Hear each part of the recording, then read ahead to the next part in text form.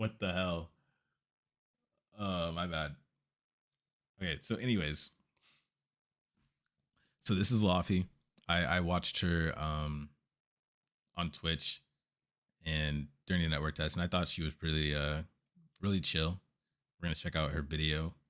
It seemed like when she was playing, she wasn't like rushing towards endgame or anything, and I think that was really dope. So yeah, let's check out what she has to say. My hot takes about Blue Protocol network test. Are we all coping? All right. Name is Laffy, and I'm one of the lucky people who got to participate in the recent Blue Protocol network test. Since the purpose of this video is to review how the game felt to me in this network test, I will be steering away from my normal format of keeping things objective, and will be providing a lot of my own thoughts and opinions based on my own experiences. That being said, I encourage discussion about any of the things I'm going to mention, so if you disagree with anything here or had a different experience yourself, don't hesitate to share your thoughts in the comments. In the process of writing the script and putting all my thoughts together, I realized that every pro and con had a but attached to it. So in favor of covering everything I want in a concise manner, I won't be splitting the video into the good and the bad, and instead we'll just cover a handful of key topics with all the negatives and positives included right away. A lot of people in my past videos noticed how fast I talk and asked me if I even breathe or if I have lungs in the first place. To answer this question, I'm not superhuman. I'm simply someone who has been playing MMORPGs for the majority of my life, so I trained my lungs to have incredibly high capacity after holding my breath waiting for a good MMO. Quick side note, Lost Ark is currently my main game, and majority of my audience is from that game as well, so fair warning, I will be drawing a few comparisons between the two games to compare experiences and provide examples, since this is a video about my experiences. Let's get into it. Upon launching the game for the first time, I was immediately reminded of what an absolute talented beast Hiroyuki Sawano is, the composer for a lot of the music in this game. He has worked with Bandai before to compose Attack a lot on of music Titan. for Mobile Suit Gundam UC, which already gives his work a special place in my heart, as Mobile well Suit as some Gundam, iconic lit. pieces in Aldnoah Zero, Attack on Titan, and Kill la Kill, to name a Seven few. Deadly Sins. It's a huge flex to have his name behind the music in Kill la this game Kill's already. cool. The customization in this game is extensive enough, allowing for face, body, and hair customization that a lot of other MMOs don't put too much emphasis on. It's quite a refreshing thing after Lost Ark, where you can only customize the face and the hair, and even that is pretty limited. They really need to make a Blue Protocol anime. Unique, which for me is a massive part of the general MMO experience. The one small gripe I have with Blue Protocol customization as a whole is that I would have appreciated an availability of multiple races to choose from, whereas in this game you can just play as a human and that's it. It's not a make or break issue for me for sure. All right, so what she's talking about is fair. It's fair, but since I've actually seen like certain cosmetics, I feel like with Blue Protocol, like besides like there being like a dwarf race or like a animalistic race, like a something like that, there actually are cosmetics like horns or tails and stuff like that, so you can kind of switch it up. I don't know about the ears per se. There might be a cosmetic that like is an earring, but it's like elf ears. I don't know for sure. They could do that, but I understand where she's coming from. But I feel like it's okay that they kind of chose it to be like humans, you know? Maybe we get more characters later. Sure, but with how beautiful the anime-inspired cel-shaded graphics are in Blue Protocol, I think a variety of more humanoid or even monster-type races would have fit really well into the game. That being said though, that's something that will have to fit into the lore and simply wasn't part of Bandai's vision, which I can respect. Upon finishing my character, I was met with a peculiar button that I've never seen in any other MMO. A button for a physics test, so to speak. Specifically jiggle physics. On a male character, you would only jiggle the hair, for better or for worse, but on female characters, well... I mean, listen, Bandai knows the consumer. Upon finalizing my character's look, I was met with a choice for my class from a list of 5. I will recognize that it's a little too early to say this, but I'm gonna say it nonetheless. 5 feels like a little too few, especially coupled with the fact that they're kind of cookie cutter and not all that unique. You've got the WoW raid leader with the baby crying in the background, Archer.jpg, Heavy Smasher might be one of the most unique classes I've ever seen in an MMO. I'm not gonna lie to you. And I've played PSO2. I've played Final Fantasy, or not Final Fantasy, but I've played plenty. And I think that Heavy Smasher might be one of the most unique classes. I'm not saying this is a diss to the game I've seen it in a while, though, as I firmly believe that a number of standard cookie cutter classes is necessary in every MMORPG, as a lot of players typically have a niche that they tend to stick to in every game. So having a number of very basic class archetypes you will see in every game is not a bad thing whatsoever.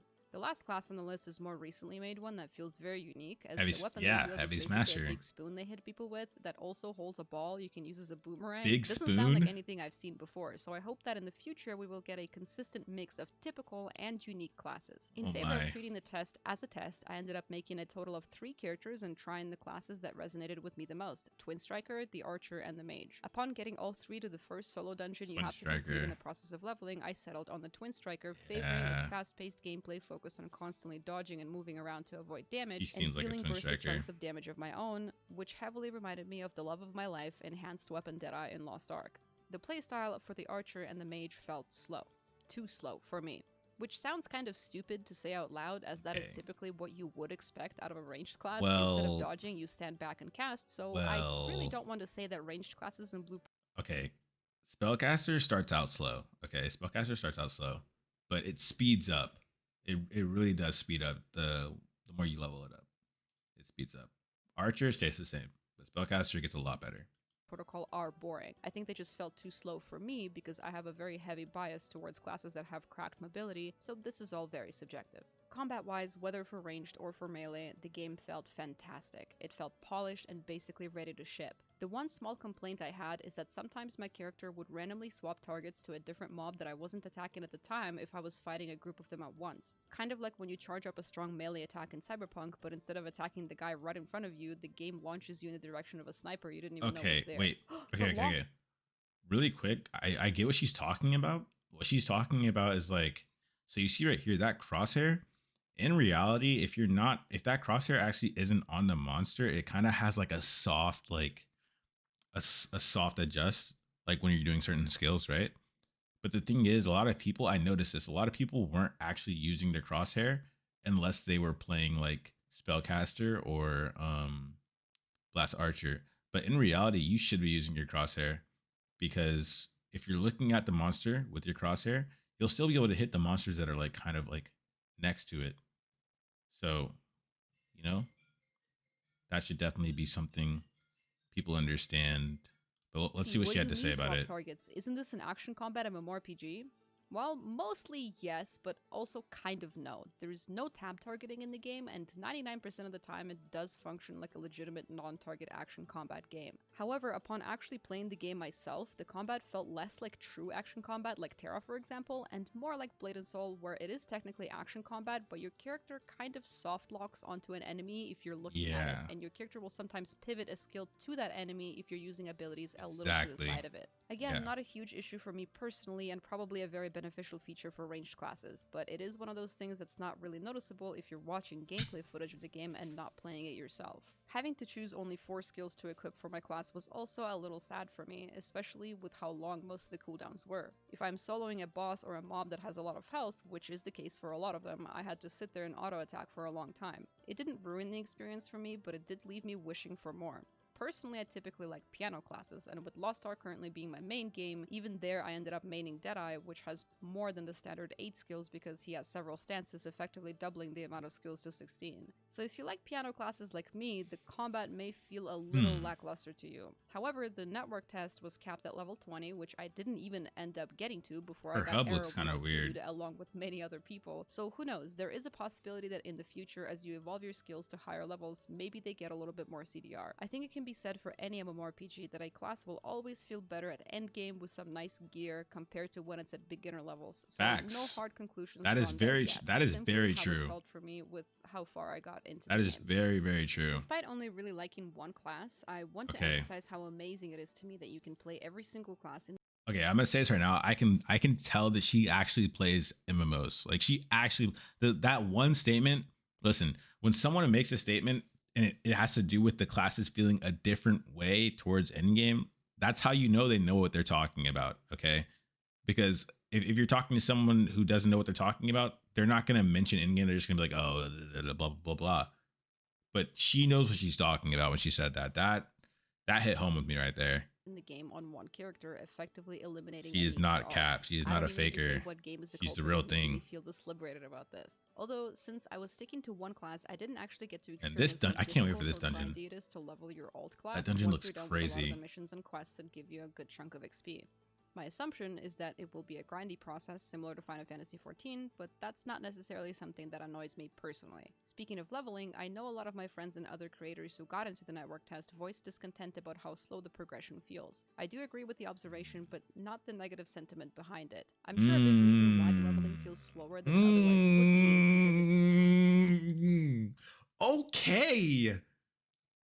Okay. Yo, Luffy's lit. I like this. I like this. I like this. She said, I understand, but I don't agree with the negativity. I love this. I love this. Like, I love how she's tackling all the problems, but she's also like, it's not just one-sided. Like, she's definitely talking about pros and cons, but it's there. Like, you know, like she's explaining this is what's good about it, and here are some drawbacks, but it doesn't make it bad. Like, here's some things that could be changed, or that I found a little bit tedious, but it's not bad. It's not bad. I'm still having, like, you know, I like this. I like this. It took me a really long time to figure out what was being asked of me since I cannot read Japanese. So between I trial like and error this. and trying to make sense of the quest Constructive, yeah. translator, I've probably effectively doubled the amount of time it would have otherwise taken me. Oh my god, let me out. I just CC'd myself. Okay, this might be why I was wondering about the hub. I reset it. Oh my god, what am I doing? Oh my god, what's happening here? Please, I just want to leave. Is she locked in the hub? Oh my god, I just want to leave. Bro, wait, what is happening? Oh my god. Wait. However, that aside, the leveling itself is pretty non-linear, employing a combination of questing, dungeon grinding, gathering, crafting, and completing your adventure board, which is a kind of a book with challenges that unlock more challenges as you complete the existing ones. These challenges ask you to do a plethora of different things, like gather a certain amount of materials in a specific zone, kill certain mobs in a specific zone, craft gear pieces, run dungeons, whatever. And the more of them you do, the more of them you unlock. That's true. Okay, really quick. One thing that she didn't mention, though, one thing that Lofty didn't mention was when it comes to the adventure boards, when you are finishing the adventure boards, like each one you do is going to give you mats for a certain thing, whether it be an imagine, whether it be like better weapons, you know, or just like materials that you need for something else. Like, so she missed that part, but maybe she's going to say it later. I don't know. Issue with this, but I didn't really see this as a But negative. she's right. Everything she's saying is good. Some of the drop rates for an item from a mob felt very good, very good. Immediately following the network test, the very good show. addressed this directly, saying they plan to change these drop rates in the future. I think the Western MMORPG player base has a FOMO issue, we're kind of mad about is RNG. at the core of this concern. The reality is that our MMO market is oversaturated with Eastern MMORPGs that come out in our region after they existed for some time in their native region, which enables a small group of people to play through the game ahead of everyone else and write up countless guides and spreadsheets on the fastest but that way won't be the level case to with max BP, level, right? That's not going to be the case. To pick up, how I got to max level in 20 hours and all of that. Western MMO player is in a unique situation where the existence of these guides and spreadsheets builds up a pressure to utilize them in favor of getting ahead of the curve, instead of relaxing and experiencing the game slowly and deliberately, taking everything in one step at a time and pausing to appreciate small elements of the game. Yes, and absolutely. I am not exempt from this either. Absolutely. Shortly following the Blue Protocol network test, I took a 5-day break from streaming because I didn't want to go back to Lost Ark. Not because I hate Lost Ark by any means, but because I've played it for 4 years at this point, and the network test made me realize just how much I missed that liberating feeling of just not giving a fuck about how fast my progression is, and instead just sitting back and exploring something new at my own pace. And this is good. The game has to offer, figuring things out on my own and digesting them slowly with this is really good. Instead of force feeding it to myself through a tube made of guides and spreadsheets until I convulse and burn out. You ever notice how a lot of the times when we talk about really enjoying a game in the past, it's from a time of its beta? Wouldn't you agree that at least partially is due to the fact that we played without care, knowing that our progress will get wiped anyway once the beta is over, so we might as well fuck around. Okay. I'm not gonna lie, this is why I said at the beginning of the video, I noticed like when I was watching her stream, like, yeah, she was just having fun. She was just like, you know, experiencing the game. Didn't really care too much about leveling super quick. She was experiencing the game, and I think that's what made watching her more fun than like some like, you know, like when someone would stop streaming, like there was one guy, when he stopped streaming, when Grim stopped streaming, because he was just going straight to end game, I watched her. And when I was watching her, I really enjoyed the content because she was really just having fun, checking stuff out. It was good. It was good stuff. Also, I don't know if she's going to cover this, but it seemed like she was talking about or it seemed like she might have thought Blue Protocol was going to be a game that's going to come out years later. I don't know if she meant to say that or if she even did, but it seemed like she was kind of getting towards like Blue Protocol is going to come out years after in America, after it drops in Japan. That's not the case. She might. Hold on. Let's see. Blue Protocol feels heavily aimed at being a core part of the I might be experience wrong. instead of something you just zoom through as fast as possible so you can finally get to the fun part. I can appreciate hand-holding in MMOs to an extent Like, where all you because gotta it do seemed like is that's follow what the she was main gonna say, quest but and she didn't dialogue say that, and so I'm not gonna boom, put you're words at in her endgame. mouth. But since Bandai very clearly wants us to enjoy the leveling process instead of burning through it, why not follow suit and actually try to do that? Personally, I could care less that after 20 hours of playing Blue Protocol, I only got to about level 15, because a lot of those 20 hours was spent looking into other classes, climbing random mountains, running around, gathering just for the fuck of it, or exploring the main hub city. Everyone has their own way to enjoy things, but since Blue Protocol won't be coming out in the West after like 3 years of existing in Japan, Okay. Yeah, see, that's what I had a feeling that's where she was getting. That's not the case. I think she's probably been misinformed about that. Blue Protocol will not be coming out 3 years after in America. It's probably like 2 months, maybe 2 to 3 months after release in Japan, then it's going global. Because we found that out at the Game Awards. So yeah. Opportunity, an opportunity to explore a game that will be brand new. And no hate towards her. I'm, I say stuff that I'm wrong about all the time. She probably just didn't know. Probably didn't know. Yeah, because Lost Ark. Yeah. For us and for its native region. Personally, I intend to not squander that opportunity and enjoy the game at my own pace, exploring it alongside the vast majority of new players. I advise you to do the same.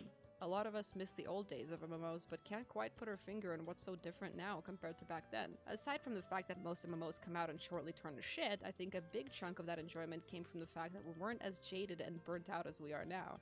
Just pretend you're in high school again and enjoy the game one step at a time. The emphasis of adventure is at every corner of Blue Protocol. There's no passive health regen in the open world, but there's campfire areas that you can light up and sit down next to so you can regen your health. The XP doesn't build fast, having you utilize different systems in the game to progress. You have to earn your gear through obtaining materials for it and crafting it, which takes a long time, instead of the quest just handing you a new item. But it's grinding. Even the story of your character is that of waking up with amnesia, so your character is exploring the world and learning it together with you.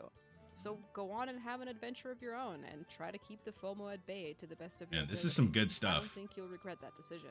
Speaking of my character being a representation of myself in the world, I wish I could have beef with others. Not in the drama type of way, but in the PvP kind of way. I know. PvP in MMOs is usually heavy copium, but that has never stopped me from enjoying it while it lasts. I think as it stands, this is the biggest wish I have for the game, is to eventually... Okay. Listen, I can understand where she's coming from because I'm a very competitive gamer. I love to compete. Like, I don't play unrated games. Every game that I play it's competitive. But I think that's what's probably going to make Blue Protocol better / kind of more fair, because like if you think about Blue Protocol having pay to win involved, then you have to put into the fact that now pay to win. Okay, I'm sorry. If you think about Blue Protocol with PvP, then you have to understand that pay to win is going to come in, and you're going to be like, okay, well, damn, now pay to win is even more troublesome than it was before. On top of that, they have to balance the classes, and there's going to be all these metas where it comes to like, in my opinion, Heavy Smasher is going to destroy everything, or Spellcaster is going to destroy everything. Like, it's going to be shield or range, one of the two. Like, it's just going to take away from, I think, the enjoyment of the game, because I think Blue Protocol, the whole entire thing that they're trying to get going with this is that it's just like you're being rewarded for playing with your friends, like playing with people, instead of playing against people. And I can understand. I think it'd be cool if it had PvP. I think Blue Protocol with PvP would be cool, but I just don't think that's the game that we really want. Like, do we really want PvP? Because with PvP, that's when pay to win goes up 1,000 times. When PvP comes into any MMO, pay to win comes in 1,000 times, like 1,000 times worse than it already was. And like people are already complaining about like slots and plugins and stuff like that, or XP boosting. Now you're really going to be able to XP boost and then go into PvP and beat somebody's ass, or like unless they somehow like balance it when it comes to like levels / weapons, that that could be different. Okay, maybe if it comes down to like really skill and your weapons, everything's equal, then sure. But who cares about that, right? Like, I don't know. I don't know. The protocol is beautifully crafted game. And we come to life. Look forward to bringing it to West players. Yeah. Okay. Yeah. That's the thing. I mean, yeah. I think later, definitely. I mean, but I feel like we need to get through like at least the first chapter before we even think about it. You know. have some sort of arena mode I can do for fun. At the end of the day, I am a PvP Andy at heart, which is the sole reason I played Lost Ark Understandable. to begin with, and Blade and Soul, and Terra, Okay. and World of Warcraft. Terra, World of War. and Okay. Wow. Arcade. You name Arcade it. as well. It's only Jeez. recently that I've pivoted towards enjoying PvE in games, which to me is almost harder than enjoying scuffed MMO PvP. So the lack Wow. of any PvP in the game Scuffed puts me in a MMO position PvP. of So having she to knows direct it's my hopes to the scuffed. PvE because the reality is, Oh for my a lot God. of Eastern MMORPGs, is that they reel you in with beautifully crafted combat, amazing customization, and gorgeous world. And after you commit, you slowly realize that they had all the talented people develop these areas of the game, and the actual end game content feels like it was developed by unpaid interns. But at that point, you're too far in to give up. It's a catch-22, and seeing as Blue Protocol hooked. has all the prerequisites to follow the same path, alongside with basically everybody else, I'm hoping that the end game of Blue Protocol will be interesting and engaging enough to keep my my God. attention beyond just logging in because it's fun to click buttons. Okay. Historically, Bandai has been stellar at listening to player feedback and implementing things in the game that the player Stellar. had They've been sympathy amazing. for, or outright removing or Spectacular. reworking systems from the ground up. So it's not looking too bad so far, especially leading into my next It's point. looking great. The hottest take of this video. Hottest You take. Let's ready? go. I'm ready. Glad I'm Amazon ready. is publishing it. I am. I really am. Facts. And before Facts. you throw tomatoes at me for Facts. saying this, you gotta Facts. hear me out. That's how this works on the internet, right? Facts. Okay, really quick before she gets into the take, that's actually such facts. Okay, a lot of people didn't even realize with just Lost Ark in general. Like, bro, people were complaining about pay to win Lost Ark. If Amazon didn't publish Lost Ark, pay to win would be the only thing you're doing. Okay, all right. You might be thinking, how Oh can my you God. possibly say this after you've played Lost Ark for so long? Amazon The makes a question lot of has games the answer better. inside of it. No I've been cap. streaming Lost Ark since before it even I'll get launched in ruined the New West, World, so I've not had an Amazon. opportunity to talk to a lot of my friends who have worked Oh my directly with God. Amazon on Lost Ark content, or simply know people who work for AGS. My friends do, not me, that is. I will exclude New World fuck-ups from this because in New World, Amazon is the developer. In Lost Ark, they are a publisher, which is their exact title for Blue Protocol. What I've been Yeah. told by many of my friends, whom I have no reason to doubt, is that Smilegate is notoriously bad at communicating with AGS in a timely manner. AGS is typically handed a large patch they're supposed to implement just about a day ahead of the planned date. On top of that, Amazon doesn't have the free decision-making most people think they do. The ill-fated Fion Gate was a decision that came from Smilegate, not Amazon. The cadence of class releases is also entirely decided by Smilegate. Drought timing, raid launches, buffs or nerfs, catch-up events, roadmaps, in-game bug fixes, all of that comes from Smilegate, with Amazon just being there to translate and implement That's the true. patch to their servers. That's Even facts. the censorship or change of some of the models is something that Smilegate does for Amazon, because Amazon doesn't develop any of these things themselves. The best they can do is ask Smilegate for it, and if Smilegate is on board, they cooperate.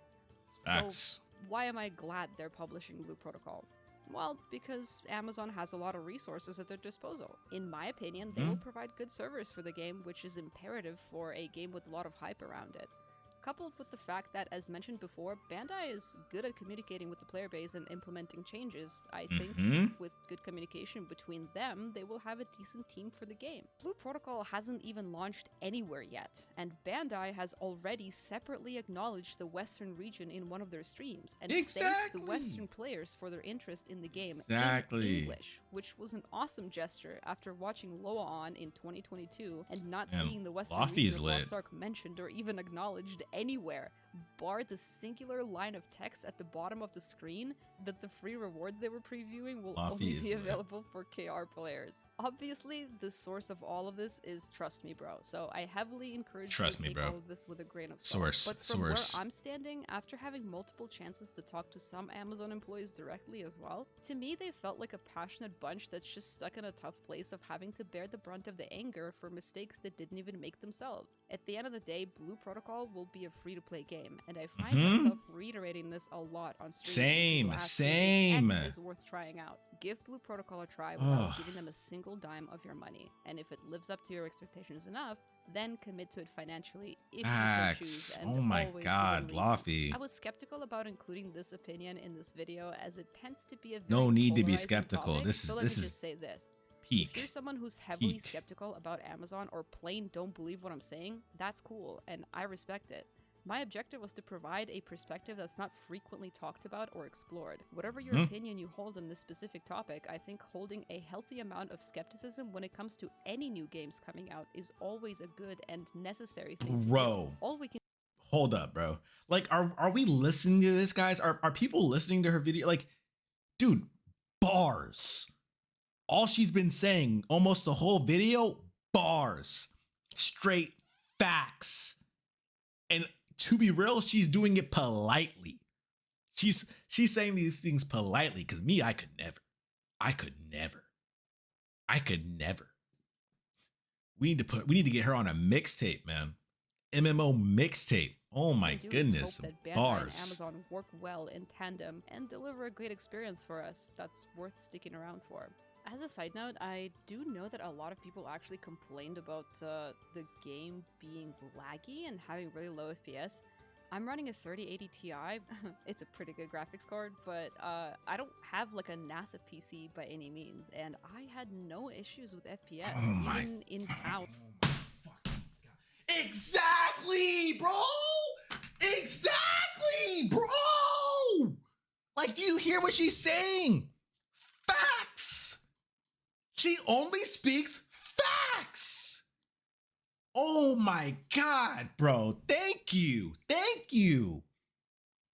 If you're having problems, it's either your Wi-Fi or your PC is shit. Oh god. 2060, bro. 2060.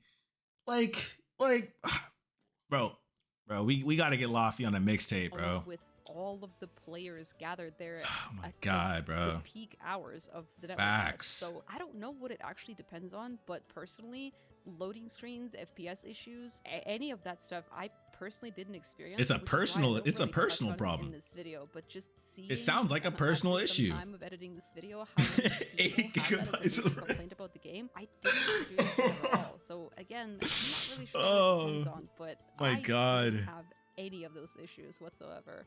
Another thing I've noticed a lot of complaints coming from is when you get to the first dungeon, you are going to be around level 7 or 10-ish, and the dungeon has level 12-ish mobs. If you just followed the main story and didn't really worry about your gear that much and were questing the entire time leading up to the dungeon, your gear score will probably be somewhere around 200 something, whereas the dungeon requires you to be 720 gear score.